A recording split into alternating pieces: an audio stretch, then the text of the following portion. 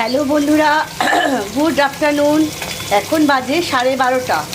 তো 12:30 বাজে। দেখো আমি এখানে 4 পিস মাছ ভাজছি, আর এখানে আছে আরও 2 পিস, একটা পিস আর একটা মাছের মাথা। তো এইটাকে ভেজে আমি একটুখানি পেঁয়াজ ফোড়ন দিয়ে একটু ঝাল মতো করবো হালকা। আর এখানে দেখো 12:30 বাজে, মোদি চা খাবে, চা বসে গেছে, চায়ের জল। আর এই যে মিমোর খাওয়া হয়ে গেছে অলরেডি। আর এখানে দেখো দুধটাকে ভালো করে জাল দিয়ে রেখে দিয়েছি।